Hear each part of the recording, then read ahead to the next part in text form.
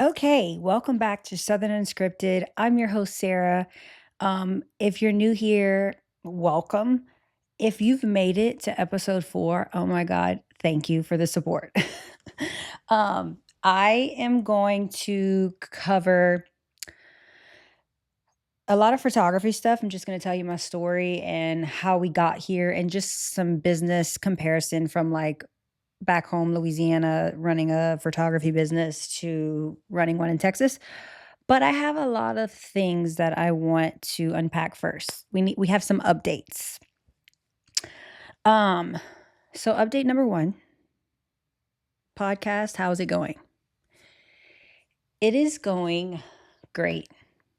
Um, I don't really know where to begin, but I can say episode 1, 2, and 3, I have learned so much, like just the process and how it just like brings it all back together, if that makes sense.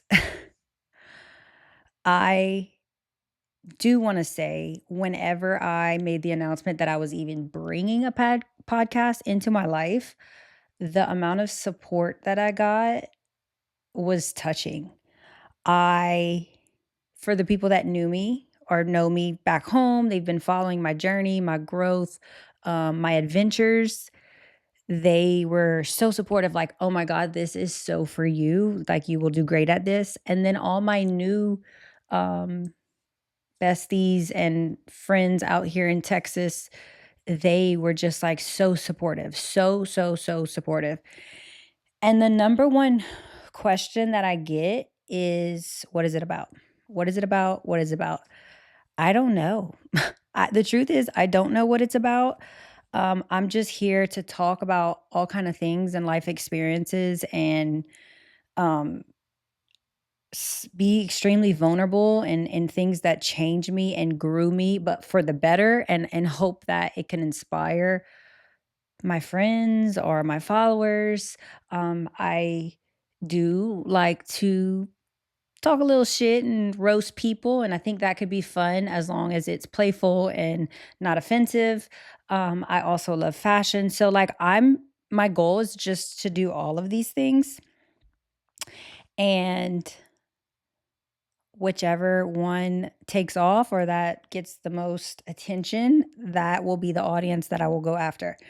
So, we're just doing all the things now. But honestly, this is my 4th episode and I finally feel like at ease. Like, okay, so it's getting easier. I'm even noticing I'm being more active on social media. They say talking on your social media is like the thing that you could really grab people's attention. I'm doing that more. So, all of this to say, I'm even still going through a growth journey right now while I do all of this. And I just want to inspire all the people that did tell me they want to do a podcast that they should 100% go for it. I've talked about this before, but like you literally have nothing to lose. There is no such thing as failure. The worst thing that can happen is that you will grow and learn from something. So, um, I think you should go for it. But um, I want to also say something else as far as like the podcast and what I've been doing. Um, Moving away comes with a lot of growing pains. And it's something I never really understood because I've always lived at home. But I there's a lot of growing pains. You feel extremely isolated from everything that you know because all I know is back home and my friends and the friend groups and the friend cliques and certain cultures like Mardi Gras and like the festival and the activities. And then I'm far away from all those things. And so I do go through moments of feeling like alone. And even in the moments of feeling alone, I've had my own um, things that happened that were really challenging for me. But the second that I announced that I was doing a podcast, and the support that I received, I had an epiphany, a revelation. I was isolated for a reason. in that time of isolation and just being down, I hired a life coach um, to navigate my hard times. And it's so crazy because I feel like I'm finally coming out of the valley, but like wiser, better, more confident, uh, and and I'm doing it in a major way. So in hindsight, I'm like, "Oh my god, this is something I've been needing to do. This is something that's been on my mind, but like the fear, but the truth is I wasn't the person that I needed to be." And so coming to Texas, being isolated, but in the isolation and not like truly isolated, you guys. I get out and network all the time. I'm talking to people all the time. But, like, again, it felt like isolation from everything that I did know. Everything else that I'm doing is new, and I'm trying to find my groove, but I'm 2 years in, and I found the groove. I found, the purpose.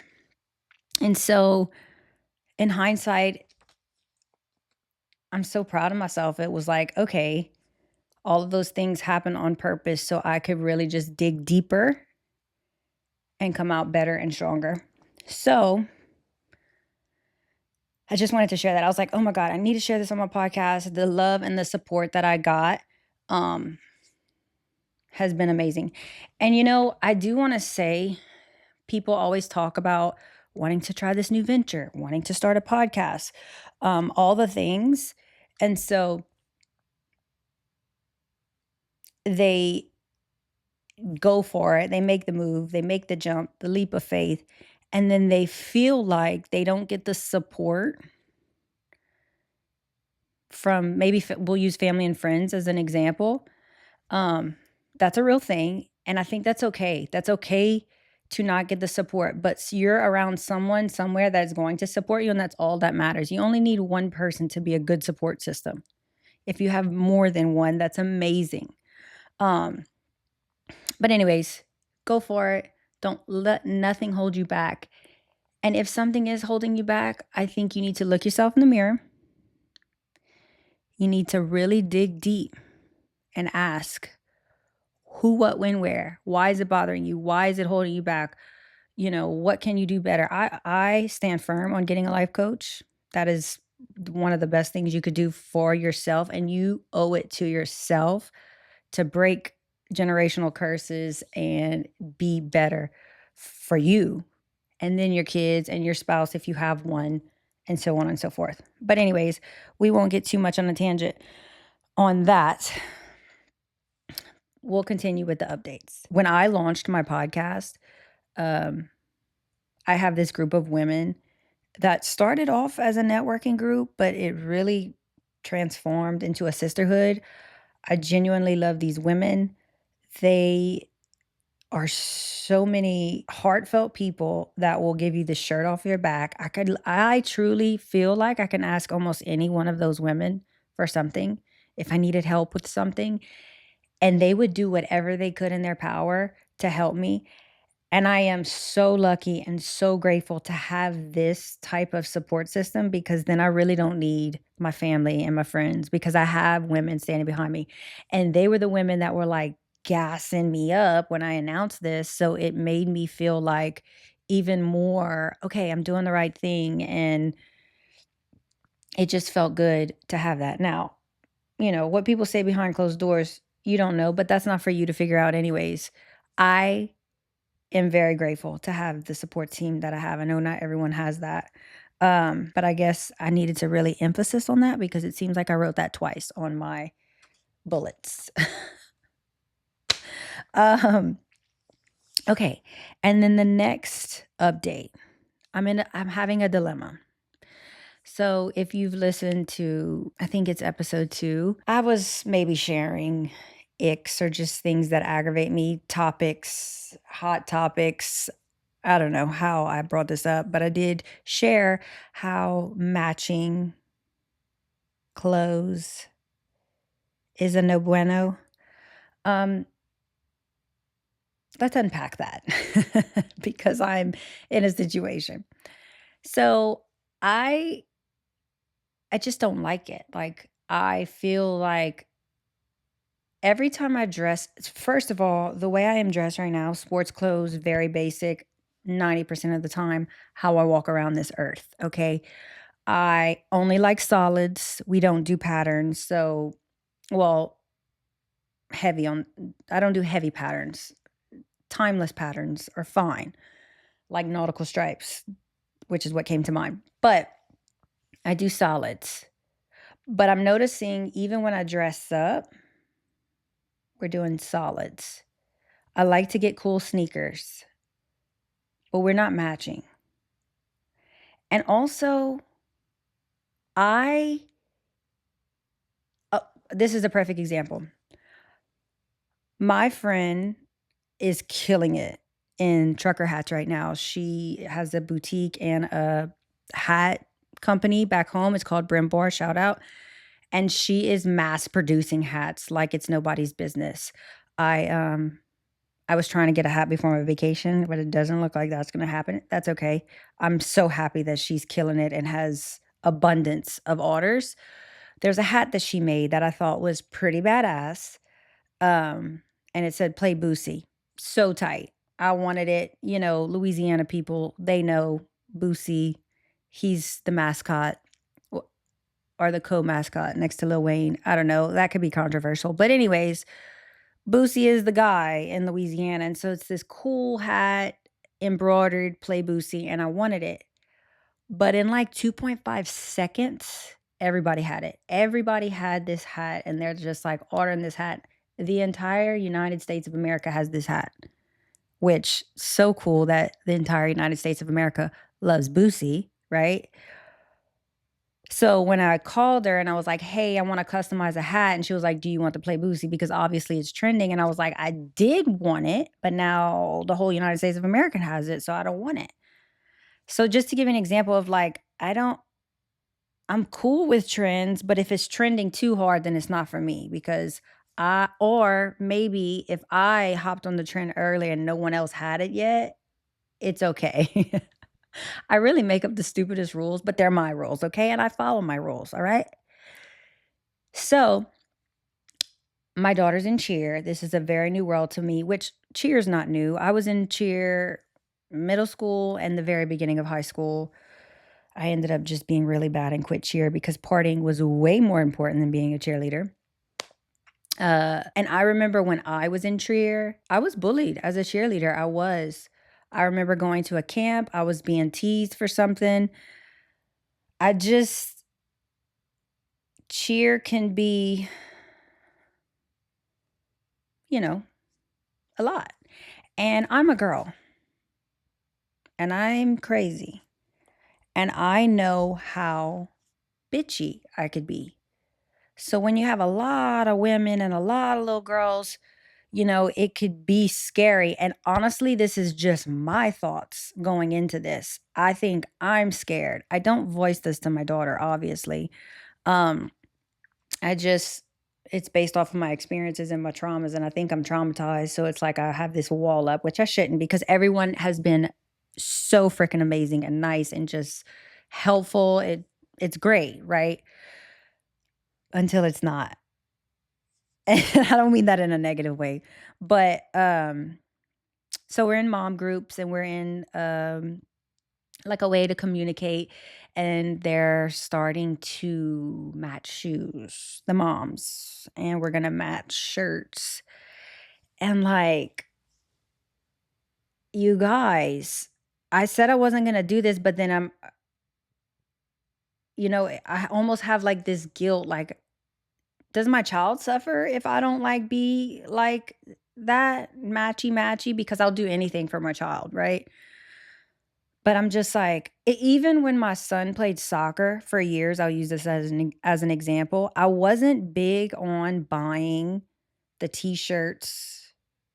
I wasn't big on that. I wasn't big on putting the soccer number decal or the team decal on my car, which that's another topic for another day. I hate car decals on cars. Hate them. You're messing up the car. Um, so I'm like, I literally just did a podcast talking about how I hate matching, and now I'm in this situation where I have to match. Should I feel I wanna hear from my viewers. Should I feel like I have to do all of those things? Like, is she gonna I don't know. We need a manual to raise these kids because the shit is hard, okay?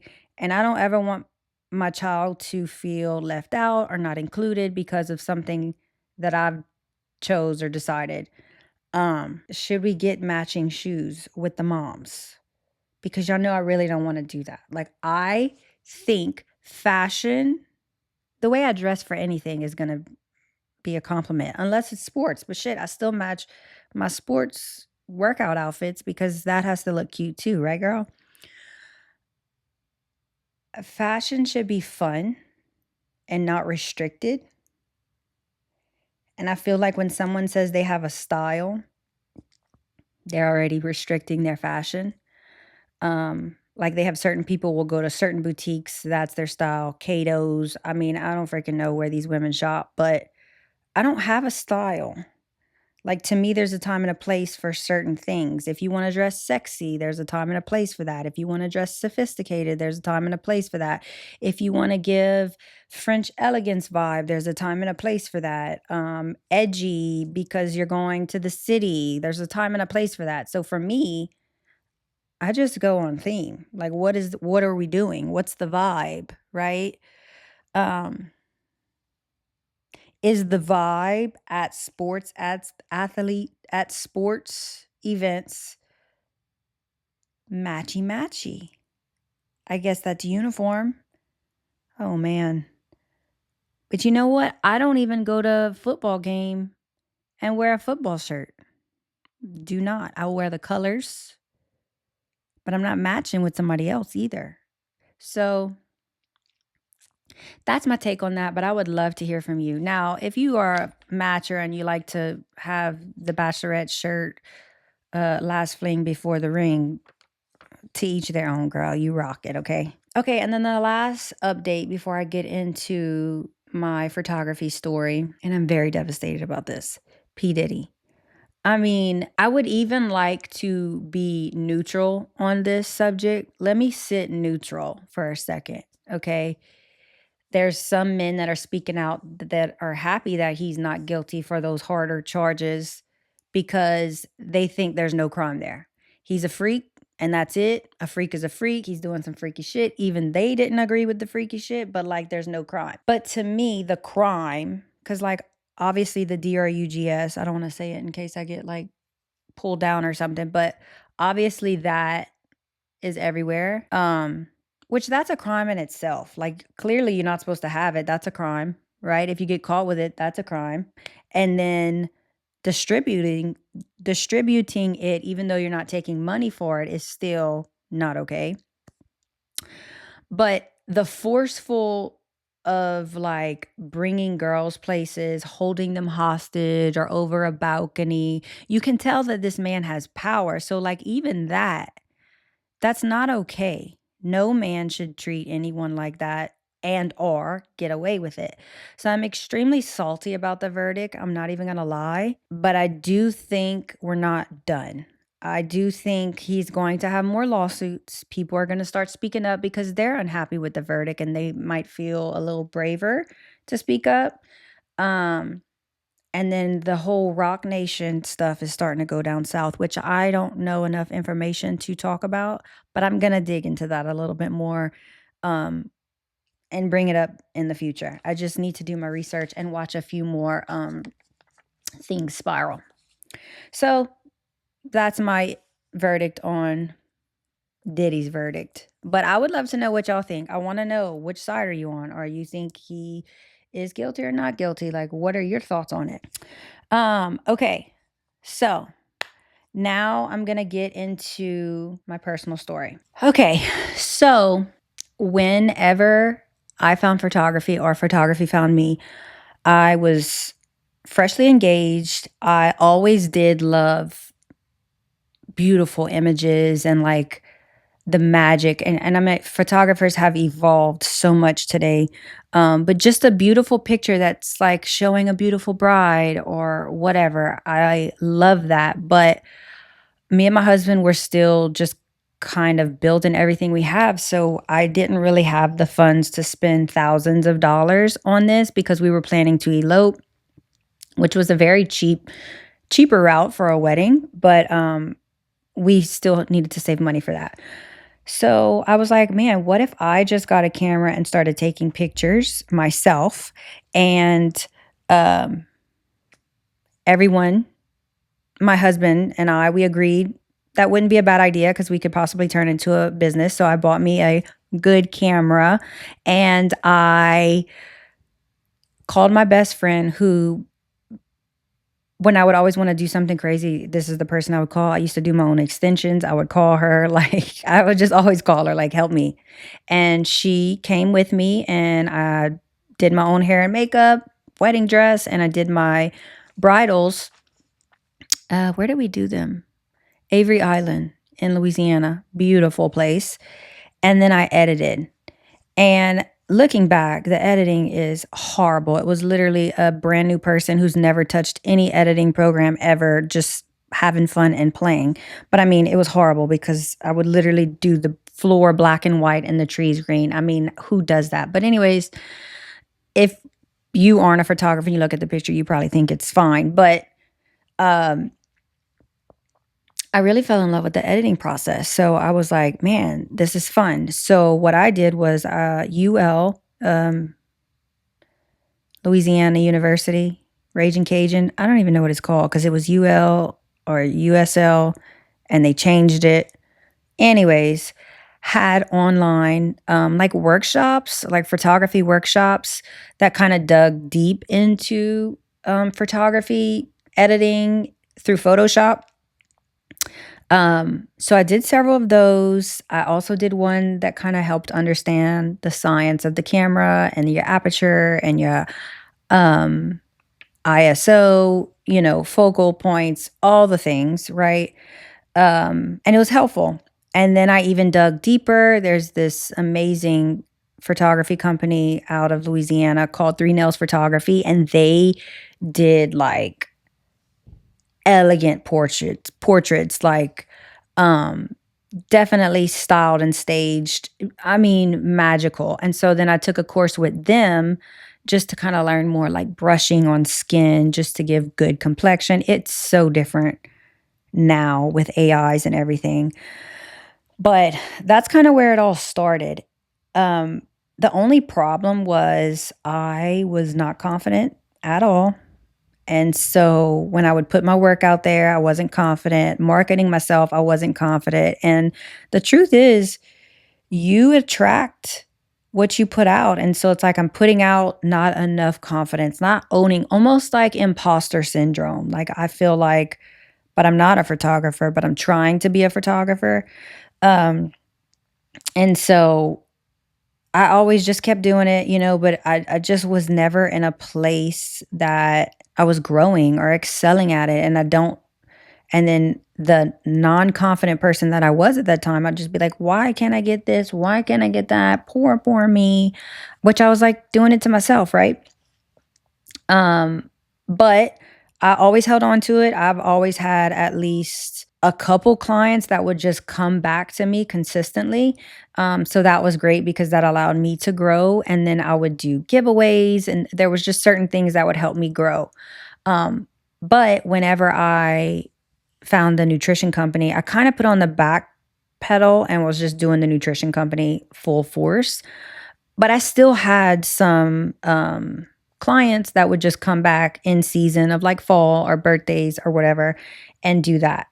Um, but whenever I made the shift in the nutrition club in order for me to move here, when I got here, I was like, okay, what am I going to do? Am I going to pick up photography or am I going to go with the nutrition? And I think I tried to do all, but when the door opened to the photography market out here and the demand and the way that things go, it was like light bulb opened my eyes and I was like, holy shit, let's do this. Um, So I immediately rebranded and I just started marketing. I was in a networking group and I just started marketing, marketing, marketing. It's insane the amount of like studios or venues that they have just for photographers to rent out. They do seasonals. The places are magical. And then the land out here is beautiful. So for me, being new, all of it's so new. So I'm like, I can't get enough of the pictures right now. But me just being in a networking group and rebranding every single thing, my business in the 2 years of being here as a photographer has grew faster and farther than when I was back home, like struggling. Now, keep in mind, when I was doing the nutrition stuff, it grew me and polished me to a better leader, so much more wiser. It's taught me so much about just marketing a business and strategies on that. So this go round, I am a better person. I am a better version of me that's able to tackle photography in a different state. And honestly, it's been going very well. I already have so many clients, and some of my clients are returning clients for the seasonal minis, like holidays. And I say returning, I'm 2 years in, but I've already had returning in 2 years, so that's amazing. Um, it's just amazing. Now, I do have to say shout out to Louisiana because I am noticing Louisiana, they're starting to catch the trends of like rentals and how they can make money in these minis. Uh and so I love that for them because now that their market will be better for them. I say this because I wanted to share this because it's been 12 years since I've been a photographer, and I feel like year 10 was when I really mastered the craft. And when I say the craft, I mean not just the pictures, taking the pictures and not just editing, but there's a workflow that goes into funneling more clients. There's a workflow that goes into pushing out production, in decent amount of time. There's a workflow that goes behind building connections with your clients, making in a relationship to where you know that they're going to come back. You know that you're at the forefront of their mind. That way, when they do need a photographer, they're going to call you. So 10 years, people quit after the second year. So I'm just saying that, like, if you're doing something that you genuinely love, but like it's like pulling teeth, like you're struggling, you can't seem to figure out why it's not launching or propelling forward. It's just because you haven't figured out the craft yet, and you have to just keep working at the craft. You have to just keep working at it until you figure it out. And the truth is, I'm not fully figured out. I still have a lot of things to go.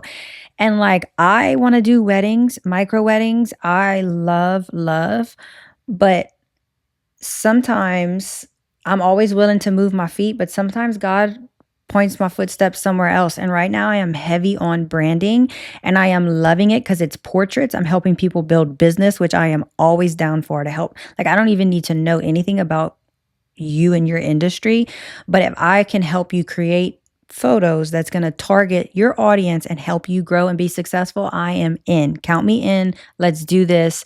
Let's grow together, right? So I'm kind of just doing a lot of branding and I am loving it, and I'm just listening. Whatever the good Lord wants me to do, I'm going to do it. I'm always willing to move my feet. He's just guiding the footsteps, right?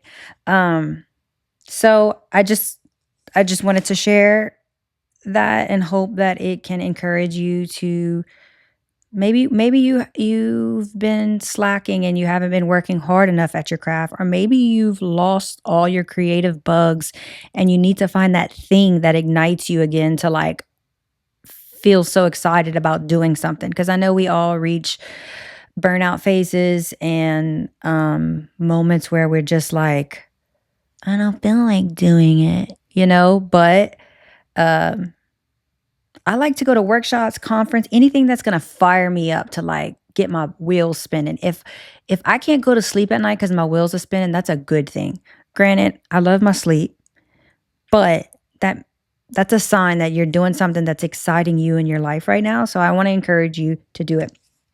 But I did want to share, just in the photography world, um, one of the craziest requests that I had. And it was of this man out here, mind you. It was this man who wanted headshots, but he was becoming a pilot and he wanted not, he's a silly guy, is what he was saying to me. So, like, he didn't want to portray like super professional, you know, photos. He almost wanted him to be goofy, but like that was like a red flag for me. Like, okay. And then he wanted to do it at a airport with planes, which I am for, because that's like, photographers have a bucket list of things that they want to shoot. That's one of the things, like shooting a client with with a plane, blah blah blah. That's on the photographer bucket list, right? So I was for it. And then he sent me the address and I go look and it's in the middle of nowhere. And you guys, I watch too many murder mysteries, which I should probably stop, but I'm starting to get scared. I'm laying in the bed with my husband at night and I'm showing him all of this. I'm showing him this guy because he starts sending me selfies of like how silly he is. Like, okay, that's weird too. And I just kind of had to bail on him because I was scared that he was going to take me in the middle of nowhere to this airport that's in the middle of nowhere. And I think it's like an academy, it's a school. And I guess it would have to be in the middle of nowhere if you have to practice flying planes. But I was thinking he was going to kill me. So I was like, I'm not going out there alone. I'm not that desperate for money. So I actually canceled on, like, I made up this story that I overbooked and that I couldn't do it. And he tried to call me. He tried to call my phone while I'm laying in. Uh, uh, no, no. But that was the craziest situation I ever had with photography. You'll hear some crazy stories. I mean, I have some pretty crazy stories, but that was probably the one that was the most scariest because I truly felt my heart he was going to die. And that was the moment where I was like, I need to put a taser or something in my car. I'm scared of GUN. So I'm like, I don't want to put that in my car. But anyways, that was crazy, you guys. And this is why I have trust issues. And also, like, it's always just a thing with a man. Like, men scare me. I never know if I can trust a man. I never know if a man slides into my DMs. He might want to talk about photography because he might need headshots. He might want to talk about buying a house. He might want to talk about, one of my services. But I always have a wall up and a red flag immediately because I never know a man's intentions. I know men are and can be cheaters. And so I don't trust men. So that whole man situation, I was like, he probably wanted to kill me. But later on, I did find out it was a school, it was his school academy. I'm so dumb. It probably would have been fine, but I don't regret canceling, if that makes sense. And maybe I should just market for the girly pops because men scare me. They do. So that's really all I'm covering today. I do have an amazing guest coming on my next fifth episode, which five is my number if you know me. So that's going to be exciting. We are going to talk. I'm not even going to tell you what we're going to talk. I want to make sure that you follow. So make sure you like, follow, and subscribe me on YouTube. I have been doing video clips on TikTok only. That will be the only place you can find video clips. Every blue moon, I'll post one onto Instagram or Facebook.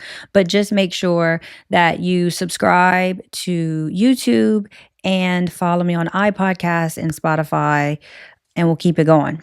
I still am looking for listeners to send in stories. I would preferably like wild confessions. But if there's anything that you ever feel like you're struggling with, maybe like in business or, maybe you feel like you just need some guidance or some advice with business clients or marketing, social media, write it in. And I'm happy to share my 2 cents on it in future episodes.